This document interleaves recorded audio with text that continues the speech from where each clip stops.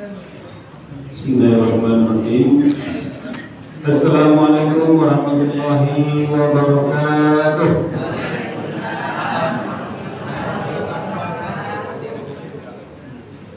Alhamdulillah rabbil alamin.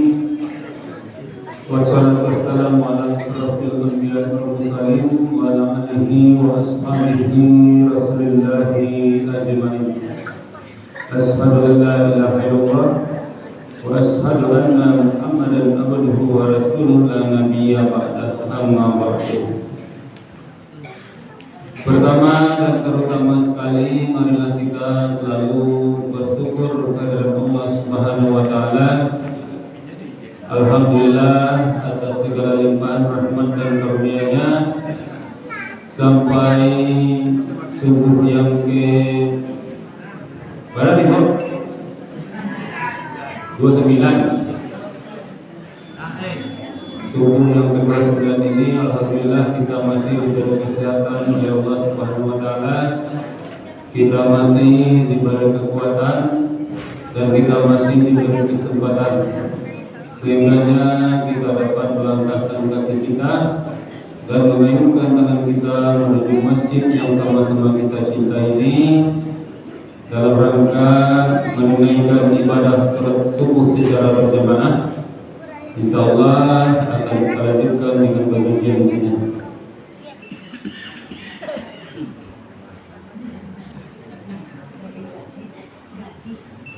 Salawat dan salam mari kita hadiahkan untuk junjungan kita yakni Nabi besar Muhammad sallallahu alaihi wasallam dengan doa Allahumma sholli ala Muhammad wa ala ali Muhammad. Yang sama-sama kita hormati pengurus Masjid Arafah beserta jajarannya, yang sama-sama kita hormati bapak-bapak, ibu-ibu serta anak-anak kami. Baiklah bapak ibu, untuk tidak memperpanjang mukadimah yang akan mengisi tausiah pada subuh hari ini yaitu Garib itu Pantoni. Pada Pantoni kita persilakan.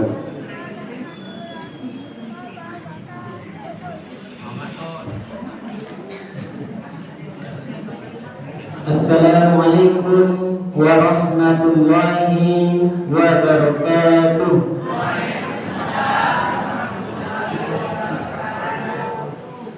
Alhamdulillahirabbil alamin, hamdan syakirin, hamdan na'imin, hamdan yuwaffi ni'amahu wa yukafi mazidah.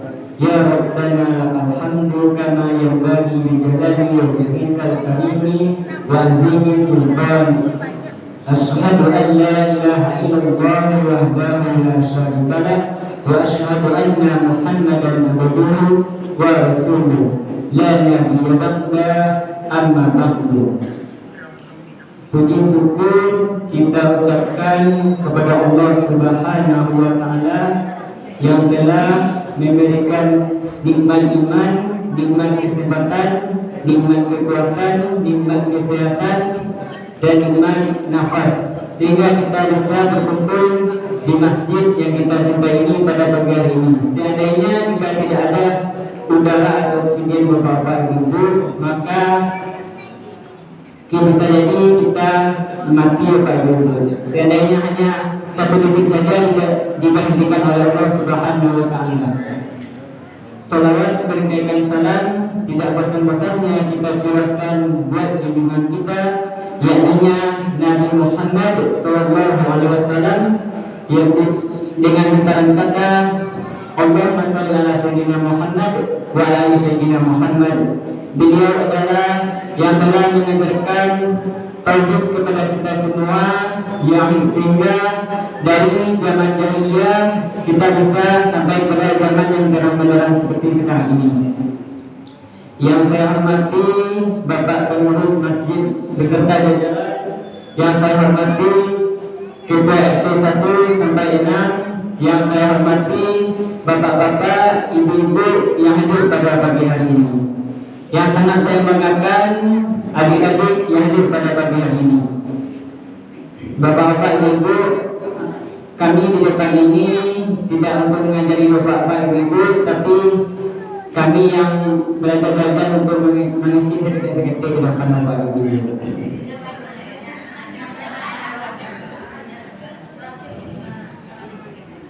Judul ceramah saya pada pagi hari ini yaitu 6 keutamaan membaca Al-Quran. Yang pertama, bapak-bapak ibu, mendapat pahala yang berlipat ganda.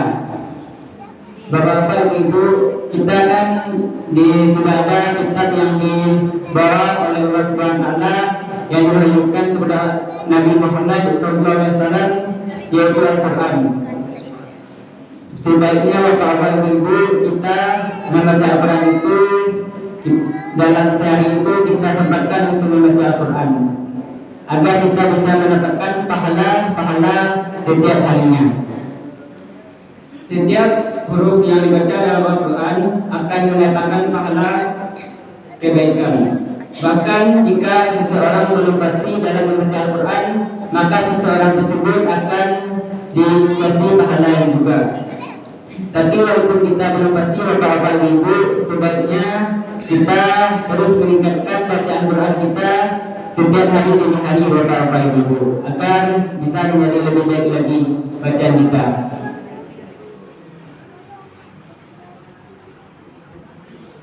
Dalam sebuah hadis Rasulullah SAW bersabda, barang siapa yang membaca satu huruf dalam Al-Quran, maka dia akan mendapatkan satu pahala kebaikan, dan setiap satu pahala kebaikan akan dilipat-gandakan oleh Allah Subhanahu wa taala menjadi 10 kebaikan.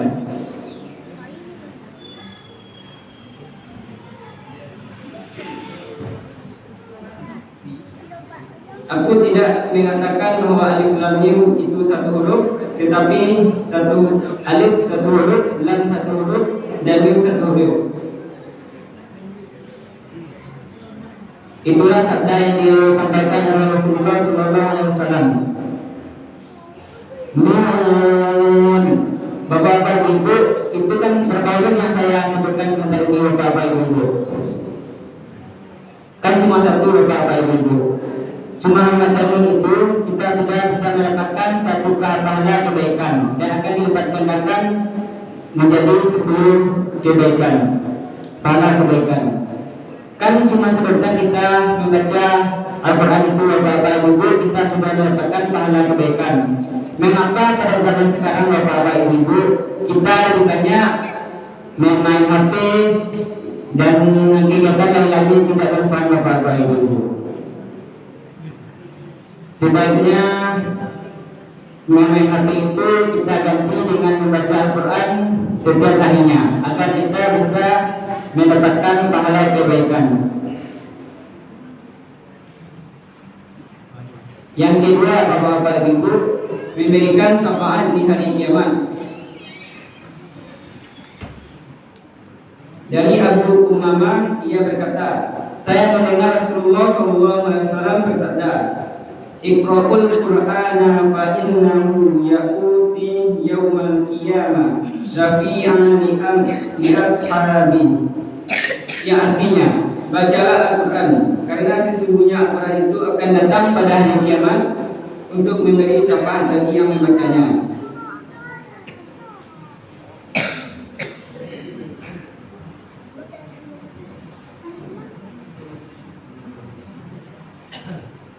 Syafaat di sini maksudnya bapak ibu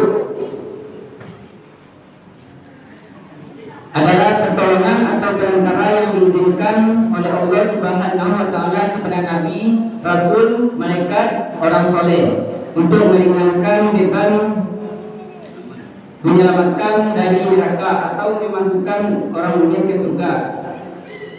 Jika pada zaman sekarang bapak ibu, nabi sekarang tidak ada lagi bapak ibu, karena nabi penuntut adalah Nabi Muhammad SAW dan malaikat dan orang soleh. Maka kita bisa meminta nantinya kepada orang-orang soleh seperti ulama-ulama agar mereka nantinya bisa memberikan syafaat kita kepada kita di hari kiamat nantinya.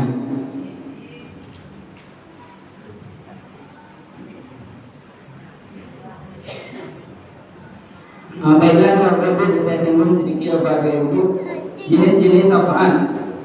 Yang pertama Bapak Ibu, syafa'at yang diberikan Nabi Muhammad Sallallahu Alaihi Wasallam di hari kiamat, yaitu untuk memohon kepada Allah Subhanahu Wa Taala agar segera mulai hisab saat manusia menderita di padang mahsyar.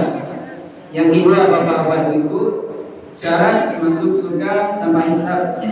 Pertolongan bagi golongan yang berhak masuk surga tanpa melalui proses hitungan amal. Yang tanpa hisab ini Bapak Ibu, yang pertama sudah pasti nabi-nabi dan rasul Bapak Ibu tanpa hisab, dan orang-orang yang mati syahid di jalan Allah Subhanahu Wa Taala. Yang ketiga, syafaat untuk mengeluarkan dari neraka. Pertolongan umat beriman yang sempat masuk neraka karena dosa-dosanya untuk kemudian diangkat ke surga. Yang keempat, syarat meringankan azab, khusus untuk meringankan azab bagi individu, seperti paman Rasulullah SAW Abu Talib Bapak Ibu. Dia mendapatkan syafaat untuk meringankan azab.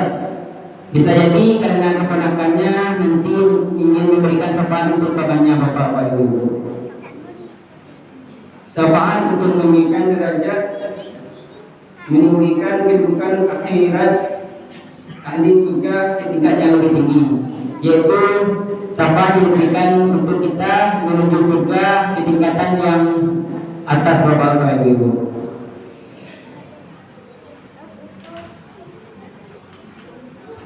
Yang ketiga, mendapatkan kedudukan istimewa di surga.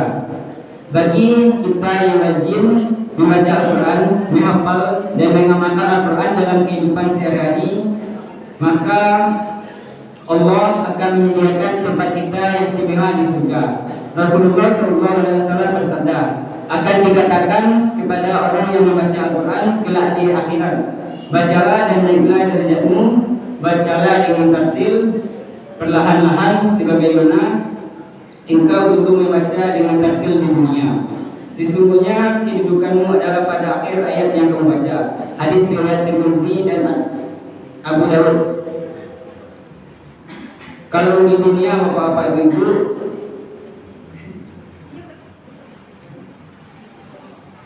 yang keempat, mendatangkan ketenangan dan rahmat. Membaca Al-Quran membawa ketenangan hati dan ketentraman jiwa. Allah Subhanahu Wa Taala menurunkan rahmat dan sakinah, ketenangan bagi orang yang membaca Al-Quran. Di sini Bapak Ibu, jika kita ada masalah dalam kehidupan sehari-hari, sebaiknya kita membaca Al-Quran, karena membaca Al-Quran itu akan memberikan ketenangan kepada kita. Saya biasanya kalau ada masalah Bapak Ibu, setelah sholat misalnya ngaji, terus berdoa kepada Allah Subhanahu Wa Taala. Setelah ngaji misalnya Bapak Ibu membaca Al-Quran, saya biasanya bercerita dengan orang tua saya, tapi tidak kena masalah itu Bapak Ibu. Terus dengan ketiga hal itu yang saya lakukan, biasanya masalah yang saya hadapi itu hilang begitu saja Bapak Ibu, atau bisa diselesaikan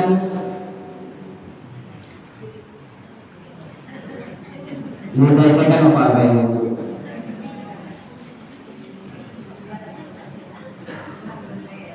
Hal ini dijelaskan dalam hadis Nabi Muhammad SAW yang artinya, tidaklah satu kaum berkumpul di salah satu rumah Allah, masjid, membaca Al-Quran dan saling mempelajari, melainkan ketenangan akan turun kepada mereka, rahmat meliputi mereka, malaikat menaungi mereka, dan Allah menyebut-nyebut mereka di hadapan makhluknya yang ada di sisinya. Hadis riwayat Muslim.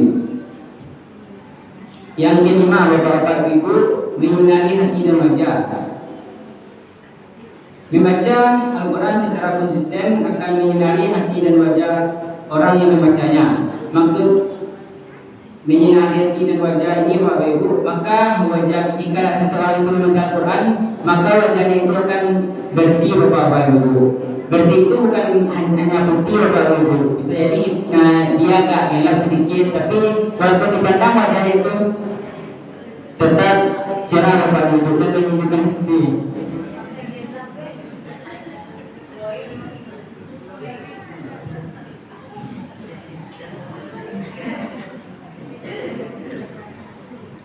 Kan Al-Quran itu bisa untuk menarik hati dan wajah.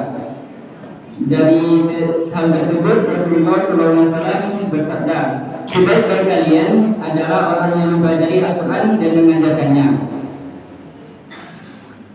Yang keenam, Bapak-bapak Ibu, mengangkat derajat hidup di dunia dan akhirat. Maksud di sini Bapak-bapak Ibu, jika dalam hal kedudukan Allah Subhanahu wa taala akan mengangkat seseorang yang dari yang orang biasa-biasa dan mengangkat dia menjadi orang yang punya jabatan atau punya pangkat atau punya gelar Bapak-bapak Ibu, karena dia selalu membaca Al-Quran. Maka Allah Subhanahu wa taala akan mendengarkan doa-doanya, dan dari membaca Al-Quran itu dia bisa tenang dan bisa menyelesaikan apapun rintangannya ke depannya Bapak-bapak Ibu. Dalam hal harta Bapak-bapak Ibu, maka Allah Subhanahu wa taala akan memberikan kepada seseorang yang awalnya hidup sederhana, dan ketika dia sudah bisa mengamalkan membaca Al-Quran setiap hari, mudah-mudahan ke depannya dia bisa bertambah hartanya, lebih bertambah lagi ke depannya Bapak Ibu. Amin ya rabbal alamin. Yang ketiga, dalam hal ilmu, orang yang membaca Al-Quran biasanya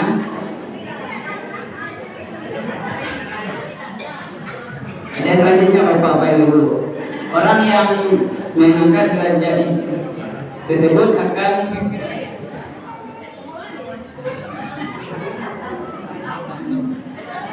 dari masyarakat tersebut dia akan lebih mudah menghafal sesuatu, dan dari hal tersebut apapun yang dia pelajari akan mudah masuk kepada kepalanya Bapak Ibu, dan bisa beliau terapkan dalam pembelajaran dan kehidupannya sehari-hari.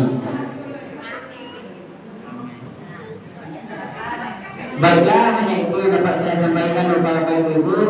Mohon maaf kalau ada kata-kata yang salah Bapak Ibu. Saya ucapkan wabillahi taufiq wal hidayah. Wassalamualaikum warahmatullahi wabarakatuh.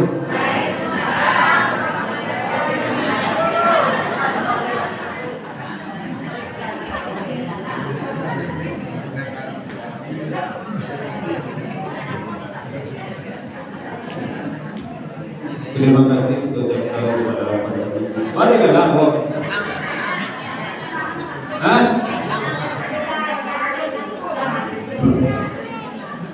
Ini nunggu mereka. Kalau mereka aku ada kasih ini sini.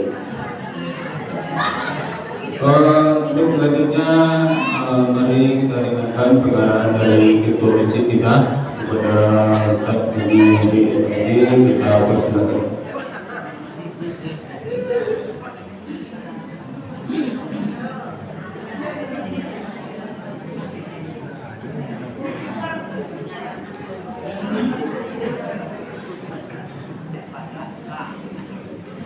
Bismillahirrahmanirrahim. Assalamualaikum warahmatullahi wabarakatuh.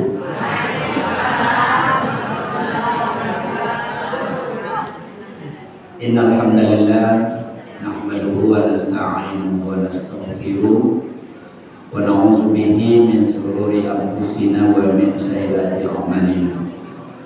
Asyhadu an la ilaha illallah wahdahu la syarika lah wa asyhadu anna Muhammadan abduhu wa rasuluh la nabiyya wa rasula ba'da.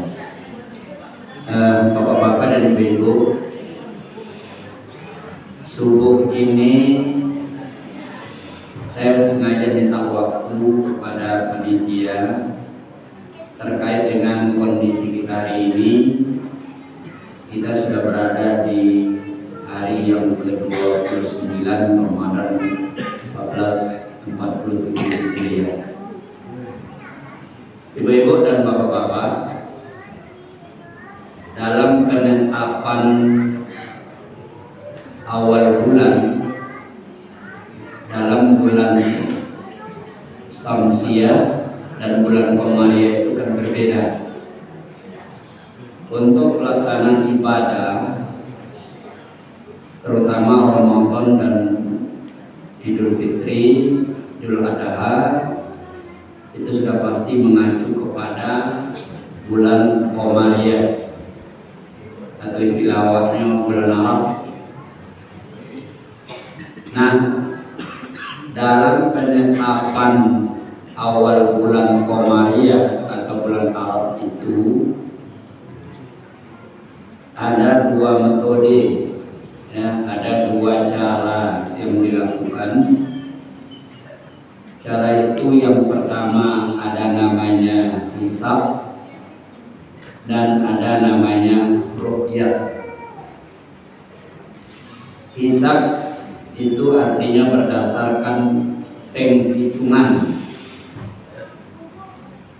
karena di dalam Al-Quran Allah katakan perjalanan bulan itu sudah ada manzilah-manzilahnya, ya, sudah ada fase-fasenya, sehingga ilmuwan terutama ahli ilmu falak itu mampu menghitung mulai daripada waktu sholat, ya, jatuhnya hari raya, puasa, bahkan gerhana bulan untuk puluhan bahkan ratusan tahun ke depan. Itu hebatnya. Kemudian ada namanya ru'yat, dan ru'yat itu ada juga dua caranya. Ada ru'yat dengan memakai alat, ada ru'yat dengan melihat mata langsung tanpa ada alat. Nah, metode inilah yang membuat terjadinya perbedaan-perbedaan ketika posisi hilal. Hilal itu sebutan untuk bulan muda atau dalam bahasa kitanya bulan sabit, yang menjadi tanda awal masuknya suatu bulan. Nah, ibu-ibu, kita fokus pada untuk tahun ini saja. Awal bulan Syawal untuk tahun 1447 Hijriah ini itu mungkin akan terjadi perbedaan, tapi bisa juga akan sama. Kita tunggu nanti, ya, hasil sidang isbat pemerintah. Namun karena sidang isbat itu kan diumumkannya nanti sekitar jam 7:30, ya, maka tentu kesulitan juga kita memastikannya. Maka saya subuh ini sengaja untuk, ya, bersama-sama bapak-bapak dan ibu-ibu, dan saya sebenarnya tidak untuk memutuskan, tapi menyampaikan supaya kita nanti memiliki pengetahuan dan keyakinan. Karena kita beribadah itu kan pada prinsipnya berdasarkan keyakinan. Jadi kalau mau ditanya orang, mulai awal puasa, awal rayo, 1 Zulhijjah, 9 Zulhijjah, 10 Zulhijjah, ya, apa dasarnya? Dasarnya keyakinan.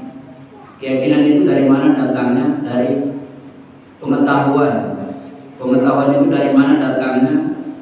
Pertama dari membaca, yang kedua dari mendengarkan keterangan. Nah, untuk tahun ini ibu-ibu, ya, kalau menurut hisab, ini kan sudah sebutkan hisab, ya, penghitungan, ya, Ramadan itu akan berakhir hari ini, ya. Menurut hisab, Ramadan itu berakhir hari ini. Kenapa? Ya, karena jam 10 nanti siang, ya, jam 10 sekian menit sekian detik, itu bulan sudah tidak ada lagi. Ya.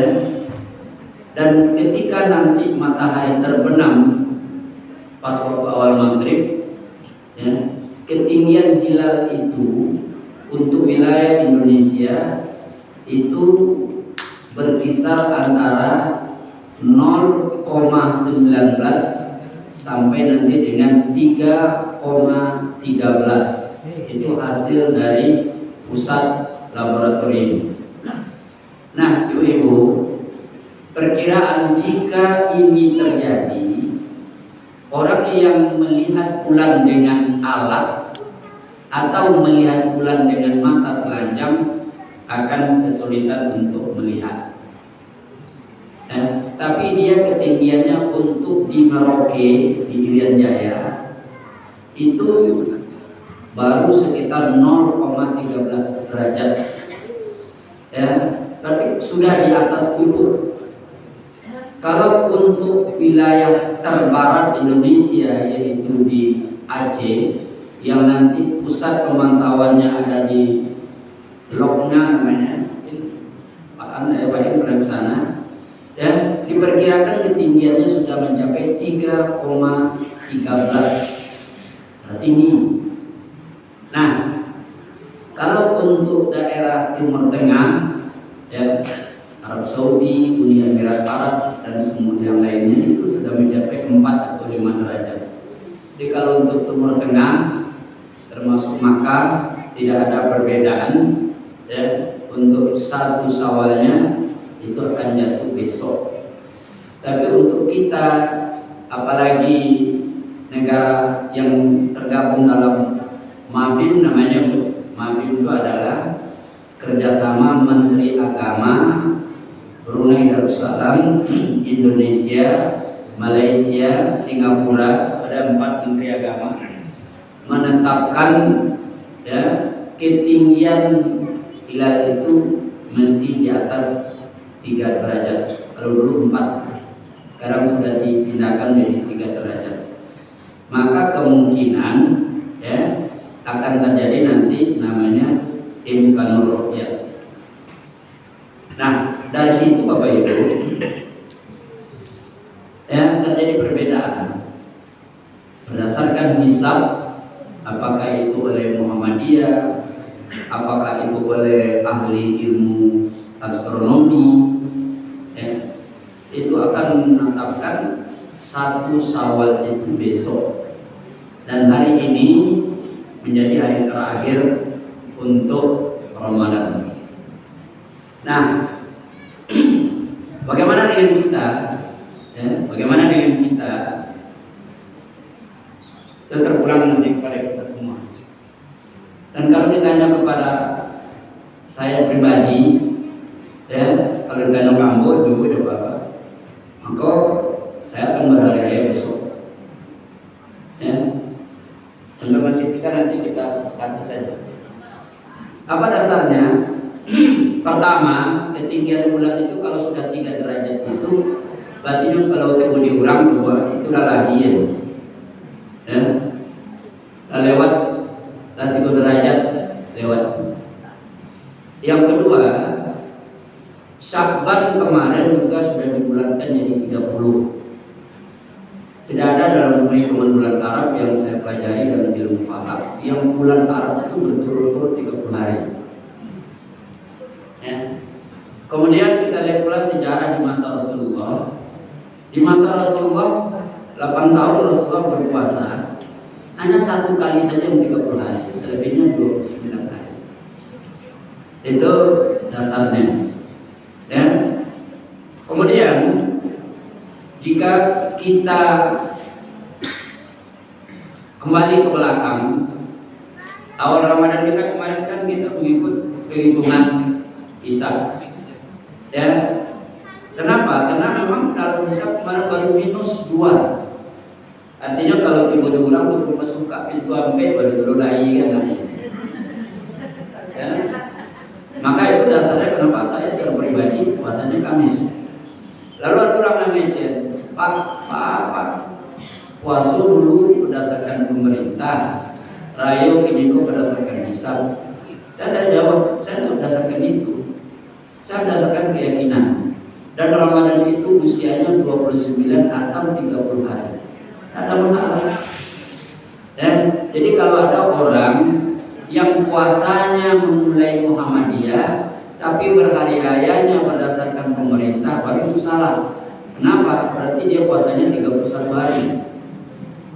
Jadi kalau ada orang berpuasa mengikuti Muhammadiyah, hari rayanya wajib mengikuti hisab Muhammadiyah. Kalau enggak, karena Muhammadiyah menetapkan 30, kalau pindah ke Ya, rukyat, andai kata nanti pemerintah memutuskan lebarannya 31 hari, itu yang tak sah. Tapi kalau ada orang puasa ikut pemerintah berlebaran, ikut Muhammadiyah, tidak masalah. Kenapa? Karena jumlah puasanya sudah 29 hari.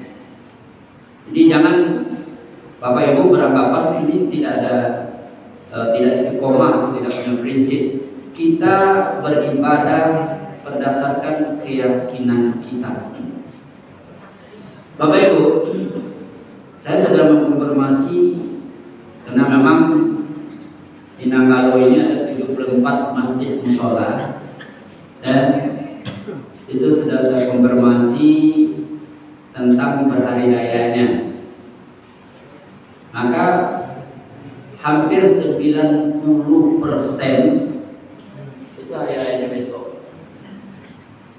Dan yang masih bingung sampai tadi malam saya kontak hanya satu masjid, dan yaitu masjid yang ada di komplek dan Ilapai. Yang lain termasuk khatib-khatibnya sudah saya konfirmasi semuanya besok. Dan dengan catatan seperti tadi, Ramadan sudah 29, ketinggian hilal untuk sebahagian wilayah di Indonesia sudah 3 derajat lebih, ya. Jadi kalau diambil rata-rata, dia itu sudah jelas di atas ufuk semua. Namun, kenapa dihisab pemerintah? Itu mungkin ini ya, tapi kita tunggu nanti kepastiannya. Bisa satu, karena ada dua. Pertama ada kesepakatan Mabim tadi, ada kesepakatan menteri-menteri agama dan yang 4 negara tadi bahwa hilal baru diakui ketika ketinggiannya di atas 3. Jadi ini perbedaannya. Lalu kalau perbedaan dengan yang melihat pakai mata telanjang, maka kemungkinan lebarannya minggu. Jadi raya ulang dan tak canggah mau apa sampai 3 hari, adonan Jumat, adonan Sabtu, adonan Minggu. Ya, penyebabnya masalah penetapan awal tadi. Jadi ibu-ibu dan bapak-bapak, efek dari perbedaan tadi, pertama saya ingin sampaikan, jangan kita terpecah belah, karena pada prinsipnya beribadah itu harus kembali kepada keyakinan kita, dan harus kepada keyakinan kita. Kalau ibu-ibu coba apa, yang nyuruh mencukuyan 20 pasowa, maka pasowa bisa. Tapi ada dasarnya. Ya. Tapi kalau sudah menganggap 29 sudah cukup, karena kemarin Syakban juga sudah kita bulatkan jadi 30. Maka berlebaranlah besok. Efek yang perlu kita pahami yang kedua adalah mengenai zakat fitrah. Kemarin saya sudah umumkan melalui corong ini, zakat fitrah yang terkumpul melalui masjid akan kita bagikan hari ini. Walaupun kemarin masih sedikit yang membayar zakat fitrah, karena mungkin masih menunggu ya. Biasanya kalau sudah diumumkan, baru banyak. Kemarin sudah saya umumkan juga, termasuk minta data ke RT. Sudah ada RT yang menyampaikan, ya kalau dihitung-hitung hampir 111 kemarin yang masuk. Para hasinaf yang diusulkan untuk menerima, tapi saya sampaikan juga tidak mutlak yang diusulkan RT itu nanti akan dapat. Tentu kita lihat dulu berapa zakat yang ada terkumpul di sini, karena memang sampai hari ini itu baru sekitar 200. Kalau penerimanya bebas dulu gak 130, otomatis dapat cik seorang. Karena ada nanti kepakunan untuk ya guru-guru untuk amil yang mengaji biasanya juga diberi sedikit. Tapi kalau nanti zakatnya bertambah sampai siang, nanti kita distribusikan sesuai dengan yang terkumpul. Yakin Bapak Ibu, semuanya akan kita distribusikan ke orang yang berhak menerimanya. Itu mungkin yang ingin saya sampaikan pagi ini sebagai katakanlah ini penutup ya. Saya dulu membuka di awal Ramadan, mungkin malam ada ibu-ibu bapak dan tanya tadi yang boleh nyebut arahnya Pak In, Pak Haji, antara Abdul, Ustaz tidak subuh sebulan. Ya subuh sebulan dan subuh. Nah ini faktor tugas Bapak Ibu ya. Kadang-kadang memang kalau malam ngisi semua subuh juga, kadang-kadang juga terlibat dalam ya, tim Ramadan Remko, tim Ramadan Kemenak ya. Jadi itu yang membuat mungkin kita subuh hampir 1 bulan tak bertemu baik. Ya, mudah-mudahan ibadah kita lancar, ya kondisi kita ya semakin hari semakin nyaman, dan untuk keuangan Ramadan dan segala macam itu karena kita punya panitia semalam Ramadan, mereka lah yang akan nanti memberikan pertanggungjawaban. Kemudian kemarin informasi juga sudah dibuka kotak infak yang ada di samping untuk anak yatim dan masjid. Berapa yatim?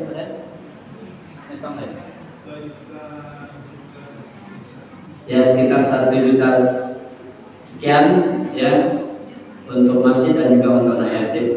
Itu nanti kita tambahkan ke kas anak yatim, karena satu anak yatim yang untuk Ramadan atau THR sudah kita bagikan.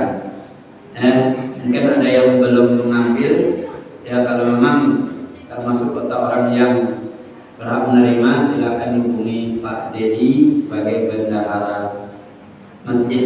Kemudian untuk karpet ya, saya hitung-hitung dari data yang ada, kemungkinan karpet kita bisa kita lunasi. Jadi ada bahkan yang nyampein kamu keuangan untuk donatur agak sedikit menurun dibanding tahun kemarin. Itu mungkin salah satu akibat daripada banyaknya jemaah yang berpindah kepada donatur karpet. Luar biasa, saya lihat kemarin sudah hampir 70 ya orang yang ikut jadi donatur karpet atau sajadah, dan itu sudah kita nikmati ya. Insya Allah nanti kalau siap lebaran kita punya dana, ini yang 2 ini akan kita lengkapi. Ini kan ada barang-barang seperti itu kan. Kalau untuk ditambahi kan ada masalah kan. Tapi kalau untuk dilihat apa barang, nah kita selesaikan nanti insya Allah siap lebaran tergantung dana. Baik Bapak Ibu, itu yang ingin kami sampaikan ya. Menurut ibu-ibu jawab apa? Itu barayu dulu.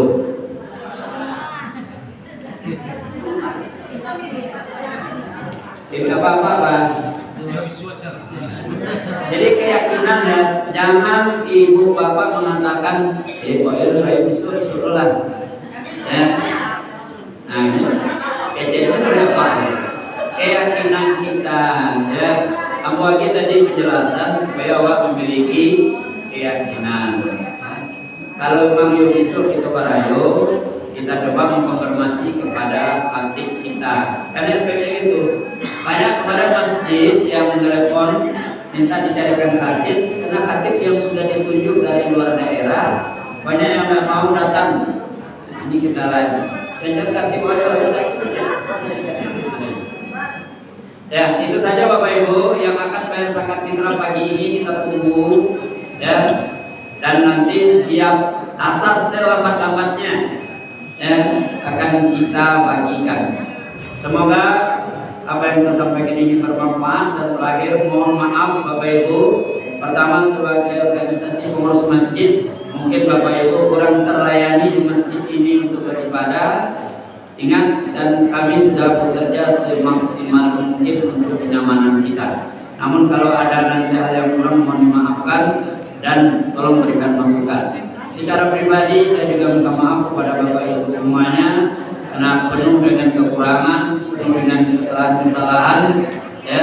Namun tentu dengan kita saling bermaafkan, kekurangan dan kesalahan itu akan bisa kita selesaikan. Terima kasih. Assalamualaikum warahmatullahi wabarakatuh.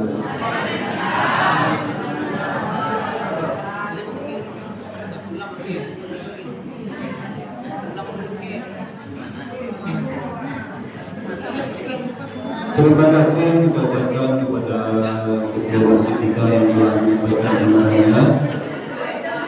Upah terkumpul pada subuh hari ini 326.500 rupiah untuk masjid.